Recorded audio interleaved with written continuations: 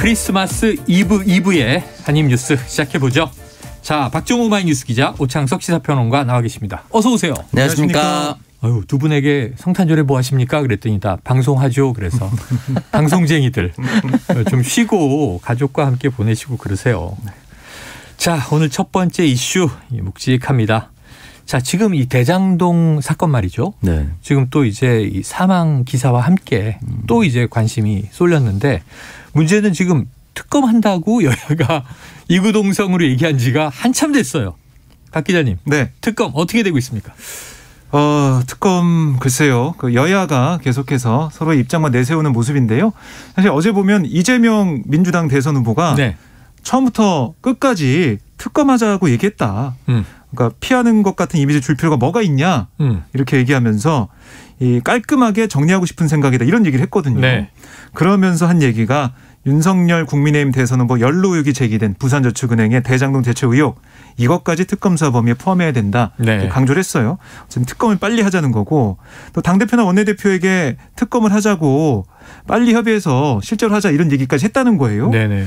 여기에 대해서 김종인 국민의힘 총괄선대위원장이 또 긴급 기자회견 열었습니다. 여기서 뭐라고 했냐면 아니 민주당 정부는 비리만 터지면 왜 관련자가 죽어나가는 건지 모르겠다. 이재명 후보가 국민의 의심에서 벗어나려면 지금 즉시 민주당의 특검 실시를 지시해야 한다. 이렇게 촉구를 했어요. 네. 그러니까 지금 뭐 두 사람 말 다 들어보면 이재명 후보 특검하자. 얘기도 네. 수사는 다 받고 의심도 받는데 이거 특검으로 빨리 털어내지 않으면 네. 이게 답답하지 않느냐 이런 건데 김종인 뭐 위원장도 같은 입장이네요. 그렇습니다. 근데 여야에서는 왜 합의를 못 하는 거예요? 악마는 디테일에 있잖아요. 항상 악마 디테일에 있어요. 네. 실제로 어제 민주당 한병도 또 국민의힘 추경호 원내수석 부대표가 국회에서 만났어요. 만났어요? 논의를 했습니다. 네. 그런데 양당의 차이만 확인했습니다. 그러니까 몇 가지가 있는데 하나는 특검 수사 대상입니다. 그러니까 민주당은 윤석열 후보의 이른바 이 본부장 의혹, 그러니까 본인, 부인, 장모 이걸 다 포함해야 된다. 이런 입장을 고수했어요. 대장동 외에도. 그렇습니다.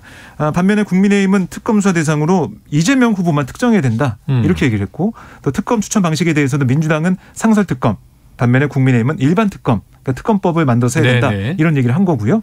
특검 기간도 국민의힘은 이 당초 70일로 정해놓은 특검 활동 기간을 단축해서라도 대선 전에 어떻게든 수사 끝내야 된다라고 주장했지만 민주당은 물리적으로 대선 전까지 결론 내기가 어렵다. 이런 입장이에요. 네. 그러면서 민주당은 국민의힘이 실제 특검에서 진실 밝히려는 게 아니라 대선 전까지 정치 목적에 활용하려는 그런 거다라고 비판했고요. 국민의힘은 아니 겉으로는 특검할 수 있다고 하면서 다 걸고 오면 어떡하냐. 윤석열 후보 뭐 배우자 장모 의혹까지 다 걸고 오는 건 실제로 특검 안 하겠다고 하는 이중 플레이다. 이렇게 얘기를 하고 있습니다. 이게 쉽게 합의가 되기는 쉽지 않아 보입니다. 박 기자님 정리를 들어보니까 양쪽 다 일부 무리수들이 들어있는 것 같아요. 네. 애초에 얘기했던 것과 다르게. 오평론가님, 자로 잰 듯한 균형 중립 입장에서 네. 뭐 문제입니까? 지금 여야 합의 안 되는 거. 약속 대련 같은 느낌이 살짝 듭니다. 약속 대련 서로 뻔히 알면서. 네, 서로 하지 않으려고 하는 노력들이 네네. 너무 뻔히 보이는 것이 아닌가라는 생각이 드는데 오늘 평론 잘하셔야 돼요. 지금 왜요? 청취자분이 네. 오창석 평론가의 타는 혀를 기대합니다 그랬거든요. 일단 거슬러 혀를 올라가서, 불태우셔야죠. 김종인 위원장 발언부터 좀 비판을 해야 됩니다. 네. 왜 이렇게 민주당 정부는 비리만 터지면 관련자가 죽어나가는 것인지 모르겠다. 고인이 된 사람이 말이 없다고 해서 이렇게 함부로 얘기하면 안 됩니다. 그러면은 민주당이 예전에 성완종 전 의원에 대해서 네네네. 아이고. 사실은 이제 박근혜 정부 때도 이런 일이 있었거든요. 네. 그럼 거기에 대해서 얘기하면은 현재 보수 인사들은 뭐라고 얘기할 겁니까? 그러니까 망자에 대해서는 함부로 얘기해서는 안 된다. 함부로 얘기해서는 안 된다가 왜 특정 정부에서 왜 뭐 어떤 사람과 관련된 사람들은 이런 식으로 표현하면 안 되는 거예요. 망자가 어떤 마음으로 그런 극단적 선택을 했을지는 아무도 알 수 없는 건데 이렇게 가져오는 거 민주당 정부는이라고 표현 쓰는 거는 정치에 이용하고 있는 겁니다. 왜 망자를 정치에 이용합니까? 그냥 특검하자고 얘기만 하면 되거든요. 네. 그러니까 이 부분에 대해서는 바로 되치기 받을 수 있는 부분이 있기 때문에 이런 표현 좀 자제했으면 좋겠고 네. 상설 특검, 일반 특검 이거야 사실은 저는 여야가 합의를 하면 빨리 정리가 될 텐데 중요한 건 이제 내용이죠. 민주당 같은 경우는 이제 윤석열 후보의 그 저축은행 건을 꼭 넣자라고 얘기를 한 거고 윤석열 후보는 공개적으로도 인터뷰에서 얘기했지만 나를 끌어들이려고 하지 마라. 이 특검 자체가 이거저거 덕지 붙여서 되는 거 아니다라고 얘기를 했었거든요. 네네. 그러니까 애초에 어떻게 보면 민주당은 왜 이재명 후보만 검증하려고 하느냐라고 얘기를 할 수 있는 상황에서 그러면 대장동 전체를 하자. 왜냐하면 국민의힘에서 몸통은 또는 끝판왕은 이재명 후보다라고 얘기를 했으면 그러면 윤석열 후보 대출까지도 포함해서 할 수 있습니다. 근데 하지 않는 이유는 혹시나라는 생각이 들 수도 있다는 거죠. 네네. 또는 이재명 후보만 타겟팅이 되어야 하는 특검이 윤석열 후보까지 들어갈 수도 있는 상황은 열어두기 싫다는 거죠.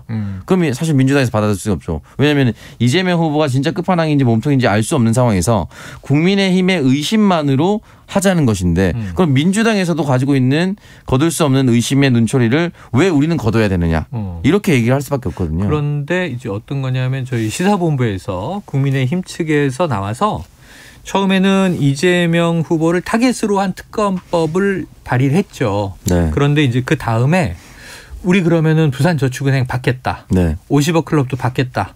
그것도 특검 범위에 집어넣자라고 수용을 했어요. 국민의힘 네. 쪽이. 그런데 지금 이제 민주당은 여기에 윤 후보의 본부장. 근데 본인 관련해서는 대장동이면은 뭐 부산저축은행 들어가고 50억 클럽은 들어갈 텐데. 네. 저 문제는 그 다음에 이제 부인 장모도 넣자 그러면은 민주당이 범위를 또 좀 불린 거 아닌가요? 불린다고 얘기할 수밖에 없는데 또 이제 반대로 생각하면은 네.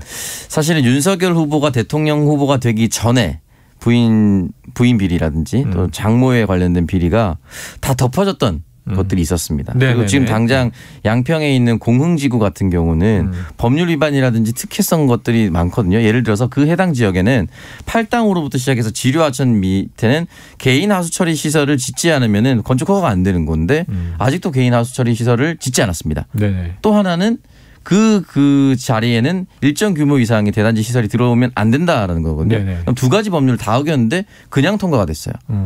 양평군 당시에 양평군에서 지금 이제 국민의힘 의원인 그 사람에게 뭔가 특혜를 주고받은 거 아니냐라는 의심을 하고 있다가 네. 그리고 초과이익 환수도 4년이 지나서 갑자기 냈어요. 그동안 안 내고 있다가. 그렇다면 바꿔서 설명하면 윤석열 후보가 대선 후보가 되지 않았고 이렇게 주목을 받지 않았다면 끝까지 안 내고 끝까지 이 특혜도 넘어갈 수 있었던 거 아니냐. 그럼 여기 사이에 누군가 네. 봐준 거 아니냐고 민주당 의심하니까 이것도 조사해보자. 라고 얘기할 수밖에 없는 것이고 대장동 같은 경우는 그 부분에 있어서 민주당에서 내부에서도 서로 옥신각신이 있긴 있었습니다. 네네. 공개적으로 우상호 의원 같은 경우는 정치인의 미래, 특히나 선출직의 미래를 검찰이나 특검에 맡겨두면 안 된다.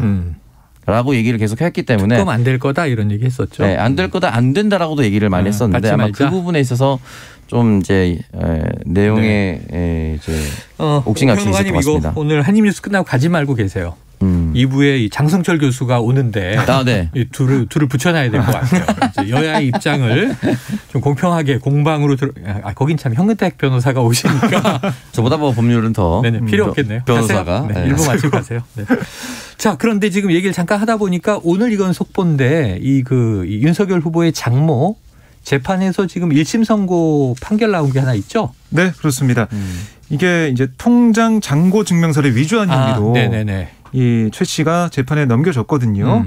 1심에서 징역형 1년을 선고받았습니다. 이게 어떤 혐의였냐면 최 씨가 2013년 4월에서 10월 그러니까 경기 성남시 토촌동 토지 매입 과정에서 네. 은행에 347억 원이 있는 것처럼 통장 잔액 증명서를 위조해서 사용한 혐의를 받고 있는 네. 거거든요.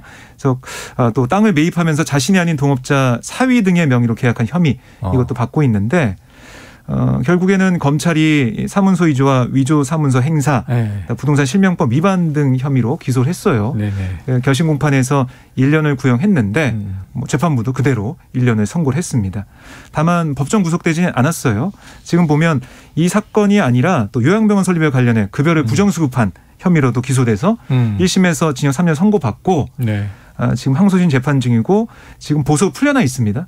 그렇죠. 보석 풀려나 있기 때문에 오늘 구속하지 않았다라는 재판부에 설명이 있었습니다. 또 뭐 보석의 이제 조건을 어겼다, 뭐 재수감하느냐 마느냐 이런 네. 논란도 있었습니다만, 자, 이건 다른 사건인데 이제 통장의 잔고를 위조했다. 1심에서 징역 1년. 이것도 또 항소하겠죠? 그럴 걸로 보입니다. 그러니까 이제 네. 항소심까지 대법 판결까지 다 기다려봐야 되는 재판들이 여러 개 있습니다. 야, 저는 그냥 제 통장에 30만 원밖에 없어요. 공을 내게 제가 그리는 거야. 그 행사 안에 그냥 제 서랍에 있어. 네. 기분이 내 통장에 한 300억 정도 있다. 그럼 좀 무릇할까요? 이게 347억 정도 네네. 예치한 것처럼 된 건데 결국은 이 도촌동 땅을 매입하기 위해서 나 이렇게 돈 많으니까 돈 빌려줘 이거잖아요. 그렇죠, 그렇죠. 극단적으로 예를 들면은 제가 부루마블 돈 같은 걸 가지고 있으면서 안 돼. 나 돈 많으니까 네.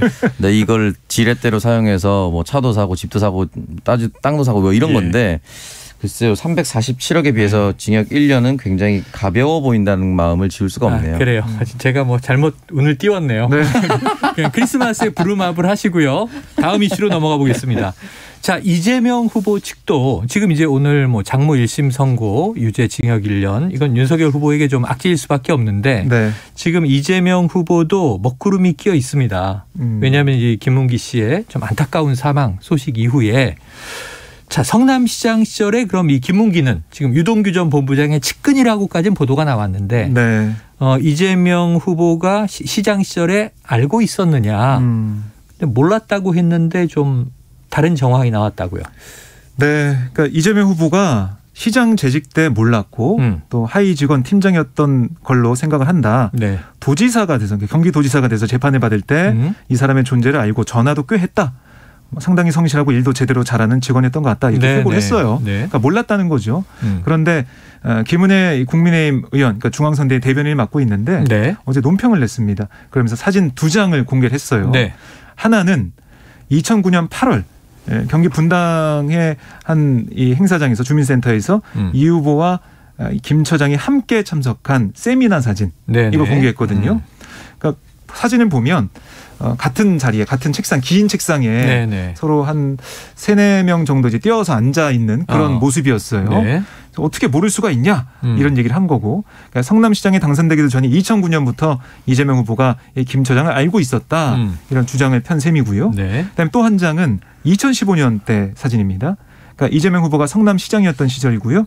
이때는 호주와 뉴질랜드를 방문했어요.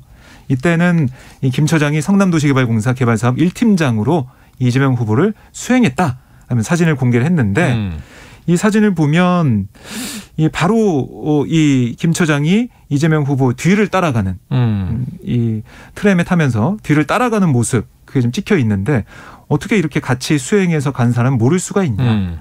어떻게 경기도지사 시절에만 알았다고 얘기를 하냐 이렇게 주장을 한 거죠. 네. 여기에 대해서 이재명 후보 측은 아니 맨 처음에 그 행사에 대해서는 단발성 행사 참석자를 어떻게 다 기억하냐 이런 얘기를 했고 또 하나 이 호주 뉴질랜드 출장을 함께한 것에 대해서는 단순 동행한 산하기관 직원이라 후보는 알지 못했다. 그리고 사진의 존재도 몰랐고 당시 동행한 사람 중에 김 처장이 있었다는 사실도 몰랐다. 이렇게 해명을 하고 있습니다.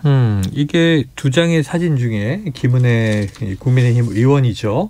후보님 사진으로 기억을 도와드리고자 합니다. 하는 이런 제목을 기억나지 않는다고 하니까 네. 자, 이런 정황을 보면 알았던 거 아니냐라는 이제 공격을 하는 건데 네. 세미나에 서너 명의 자리를 띄고 앉았다는 전 몰랐을 수 있을 것 같은데 이 해외 수행은 좀 몰랐기가 쉽지 않지 않나요? 어떻게 보세요, 오평론가님? 일단은 2009년은 억울할 수 있을 것 같아요. 말씀하셨다시피. 왜냐하면 박정우 기자님 혹시 이준석 대표가 박정우 기자님 알고 있습니까? 저를요? 제 존재를요? 네. 네, 알고 있습니다. 얼굴 보면 박정우 기자님이라고 얘기하시나요? 제 이름까지 잘 모르겠는데. 왜냐면 제가 2012년대부터 봤으니까. 네, 말씀 2012년 잘해주셨는데 네. 2012년에 대선 전에 이제 목 잘린 만화를 이준석 대표가 공유하면서 기억나요. 문재인 대표 찾아 사과했거든요. 맞아요. 찾아가는 사과 고개 숙인 장면 있잖아요. 그 검색해 보시면 카메라 뒤에 박정우 기자가 찍고 있습니다. 그랬나요? 그땐 카메라맨이었어요? 그때 찍기도 하고 보도도 하고 했었는데. 예, 목 잘린 만화 이준석 찾아가 사과 죄송이라고 하면 검색하면은 뒤에 박정우 기자 카메라 들고 있거든요. 네네. 그러면 문재인 대통령과 이준석 대표는 박정우 기자를 기억하지 못한다고 하면 거짓말입니까? 그러니까 이게 사실 오래되면은 세미나나 이런 데는 진짜 기억을 못할 수가 있어요. 그리고 2015년도 저는 마찬가지라고 생각이 드는데 만약에 수행을 해서 같은 방에 묵었다 이렇게 했을 때 몰랐다고 하면 이거 완전 거짓말이죠. 근데 그렇지 않고서 대규모 인원이 어느 정도 움직인다라고 하면은 사실은 방도 다르게 쓰고 왔다 갔다 하긴 하나 이렇게 그냥 인사만 하고 지나갈 수도 있기 때문에 명확하게 기억하지 못할 가능성도 있다. 열려 있다. 그렇기 때문에 국민의힘에서 공세하고 있는 후보님 기억력을 되살려드리겠습니다라고 하기에는 조금 애매한 부분도 있고 저도 그 지역구 행사를 할 때가 있었는데 네네. 부처님 오신 날, 못한다. 부처님 오신 날 예를 들어서 네. 저희 해당 지역구에 절만 13개 이상을 돌아다녔습니다. 네네. 사진 얼마나 많이 찍었겠습니까? 근데 거기에서 누구랑 사진 찍었는데 내가 기억 못한다고 해서 제가 거짓말한다라고 얘기하기엔 좀 어렵잖아요. 네. 하루에 13개 절을 돌아다니거나 이런 경우가 정치인들이 태반이거든요. 세미나나. 그래서 안 되는 거예요. 그래서 당선이 안 된 거야. 13개 사찰이라도 다 기억해야죠. 주지스님을. 왜냐하면 이게 굉장히 관록이 있는 뜻밖의 낙선의 이유가 거기 있었어요. 아니 손학규 이 대표가 여기 인터뷰 며칠 전에 오셨는데 네. 한 6년 전에 저랑 한 번 인터뷰 했거든요. 네. 기억을 하시더라고. 네. 손학규 대표는 죄송한데 그런 거 기억 말고 민심을 먼저 네. 아닙니다. 그만하겠습니다. 네. 자 그래요. 자 어쨌든 이게 그러니까 제가 이런 말씀을 드리는 건 이 네. 국민들이 네. 이걸 기억 못해? 그런 분도 계실 거고 아 그럴 수 있지. 뭐 고위공직자가 여러 이 해외 순방이나 행사들이 많다 보면 네. 행사에서 수행했던 사람을 어떻게 다 기억해? 이런 분도 계실 거고 이게 지금 여야 지지층의 입장으로 갈려 있는 것 같거든요. 네. 네. 자 팩트는 뭐냐? 이건 이제 당사자들만 알고 계실 텐데 또 국민 다수가 어떻게 생각하느냐가 네. 선거에 영향을 미치게 되겠죠. 자 어쨌든 이제 이 반론이 또 야당에서 나왔기 때문에 이 해명이 설득력이 있어야 할 것 같습니다. 자 또 야당으로 넘어가 봅니다. 자 이준석 대표 지금 선대위에서 이제 사퇴했잖아요. 네. 그리고 나서 입을 닫은 게 아니에요. 강한 공격이 나오고 있는데 어디를 향한 겁니까? 네. 뭐 지금 핵심 인물이라 할까요? 핵심에 좀 서 있는 윤핵관을 향한 여러 가지 얘기를 계속 하고 있습니다. 그런데 윤핵관이 누굴까 우리가 많이 궁금해했었잖아요. 한 명은 드러났잖아요. 네. 양비론에서 나온 거 아닌가요? 맞습니다. 네. 그거 듣고도 아마 모르시던 분도 계실 것 같은데 네네. 오늘 이 얘기를 들으시면 누군지 알겠다는 그래요. 말씀하실 얘기해 거예요. 보세요. 네. 어떤 얘기를 했냐면 선대위 조직에 없는 사람이라서 문제다. 그리고 누군지 아시겠어요? 그다음에 또 한 가지 힌트. 그 사람은 부산을 벗어나서 안 된다. 이렇게 경고를 했습니다. 오호. 이름을 직접 거론하진 않았어요. 인터뷰에서. 그런데 부산을 지역구로 둔 같은 당의 장제원 의원을 겨냥한 걸로 풀이가 되고 네. 장제원 의원도 입장을 내놨기 때문에 그래요. 네, 장제원 의원으로 볼 수밖에 없는 상황이에요. 입장을 본인이 냈으니까 네. 지목당한 게 나다. 지금 이렇게 이제 대응한 것으로 봐야 되겠죠? 네. 어떤 얘기했습니까? 네, 장제원 의원 뭐라고 했냐면 지금은 오로지 정권 교체와 윤석열 후보만을 생각해야 될 때다. 대응하지 않겠다. 이렇게 얘기를 했고요. 모욕적 인신공격에 대해 왜 할 말이 없겠냐. 그러나 대선을 70여일 앞둔 엄중한 시기에 당이 진흙탕 싸움에만 빠져있는 모습을 국민들께 보여드릴 수는 없다. 제가 해야 할 일만 성심을 다해 수행하겠다. 참고 또 참겠다. 이렇게 얘기했습니다. 자, 이건 해석이 필요합니다. 오창석 평론가님. 이준석 이 대표의 이 뭐랄까 딱 지목을 해서 저격을 한 것과 거기에 대한 장제원 의원의 반응 어떻게 좀 우리가 이해해야 좋을까요?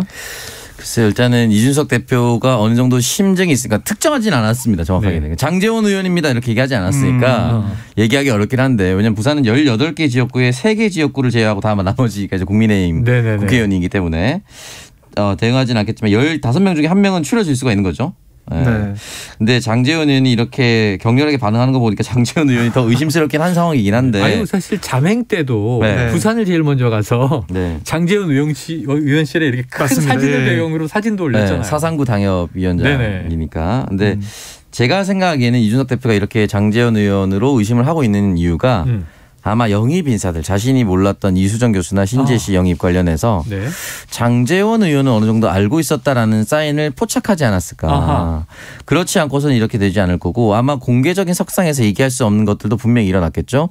만약에 조수진 의원이 그렇게 공개적으로 항명하지 않았다면 기자들에게 들리는 곳에서 있지 않았다면 아마 더 미궁 속에 있었을 텐데 그렇게 들리지 않는 곳에서의 부딪힘이라든지 또는 움직임이 분명히 있었을 것이다. 당도 당대표를 중심으로 돌아가는 조직이 있거든요. 충분히 아마 파악을 하고 있을 텐데 아직까지는 뭐 장제원 의원입니다라고 정확하게 거명하진 않았기 때문에 조심스럽긴 합니다. 이게 뭐 참 조심스럽다 얘기하시니까 이게 미국에 있는 일인가? 이게 미국에 있는 일이에요? 장제원 의원이 요즘에 이제 고소하신다는 얘기를 너무 많이 들어가지고 저는 조심스럽습니다. 비서실장으로 이름이 거론되고 스스로 이제 저는 선대위에 참여하지 않겠습니다 하면서 이야기를 했죠. 아들 문제도 있었고. 자, 앞으로 그래요. 윤핵관은 누구인가? 또 단수인가 복수인가? 궁금하기 그지없는데 계속 이건 좀 이제 파악해 나가도록 하겠고요. 자, 12시 42분을 향해 가고 있습니다. 점심시간 교통 상황 전해드리겠습니다. 교통정보센터에 이현 리포터 나와주세요. 네, 고속도로 작업 때문에 불편해진 곳들이 있습니다. 중부 내륙지선 청원 쪽은 달성 1터널에서 작업 중이라 달성 나들목부터 3km가량 정체고요. 중부 내륙고속도로 양평 쪽인데요. 창녕 부근 3km 구간에서 작업 영향을 받고 있습니다. 호남선 지선 대전 쪽으로는 유성 부근 2차로가 막혀 있고요. 6km 구간 지나기 많이 답답하시죠. 서울 시내는 한강 주변 도로 상황 아직 좋지 않습니다. 올림픽대로 공항 쪽으로는 잠실에서 성수대교 쪽으로 사고가 있어서 정체고 더 가서도 한남에서 반포대교 쪽으로 밀리고 있는데요. 역시 2차로에 사고가 있습니다. 잠실 쪽으로 가신다면 방화에서 월드컵 대교까지 또 노량진에서 영동대교 쪽으로 속도가 뚝 떨어져 있고요. 강변북로 구리 쪽입니다. 방화에서 반포대교까지 막히다가 성수에서 영동대교 쪽으로는 작업을 하면서 정체 이어집니다. KBS 교통정보센터였습니다.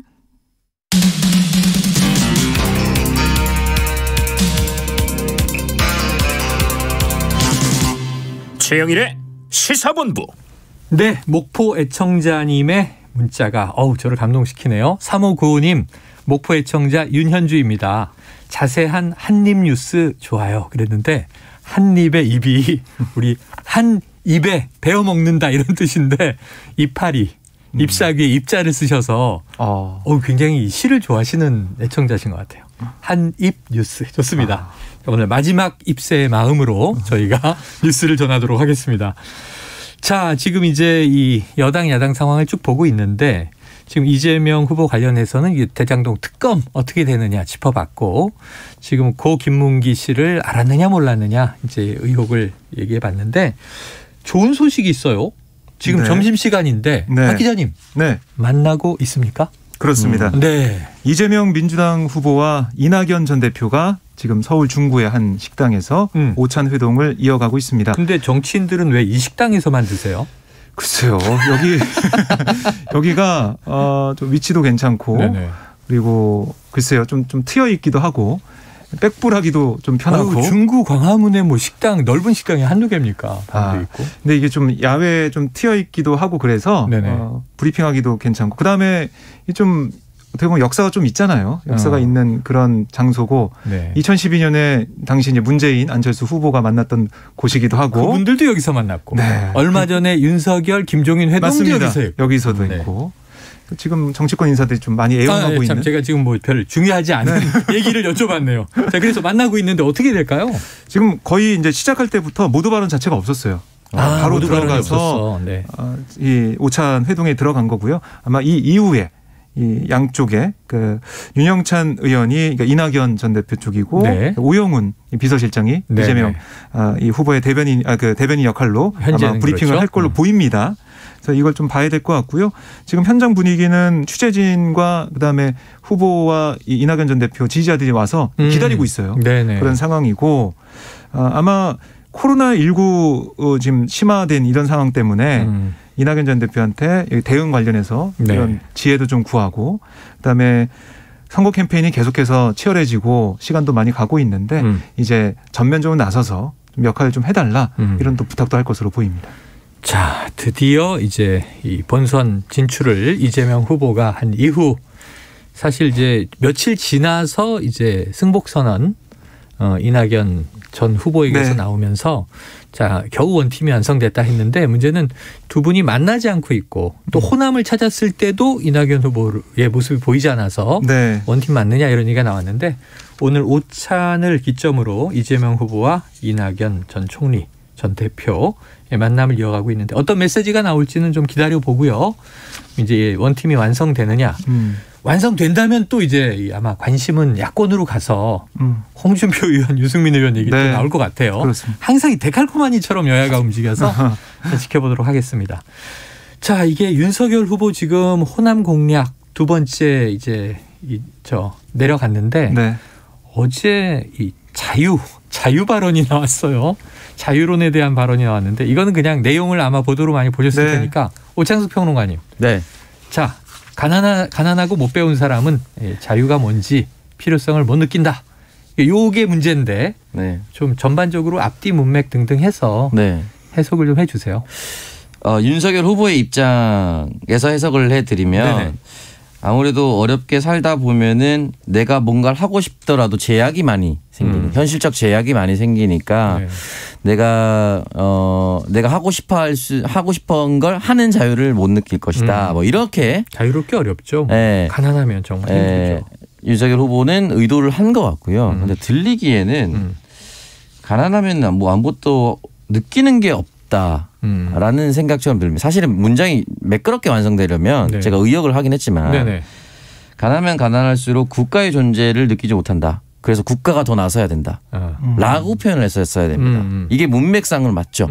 그리고 가난하다라는 이런 표현도 사실은 안 써야 됩니다. 네네. 극빈 이런 표현을 또 썼거든요. 여기다가 이제 일정한 교육 수준이 네. 도달하지 못하면 네. 자유의 가치를 모른다 이렇게 해석되니까. 네, 왜냐하면 사실 어떤 국민이라도 또는 네. 헌법에 나오는 모든 국민이 국가의 공백을 느끼지 않도록 하겠다. 네. 이런 식으로 얘기를 할 수 있거든요.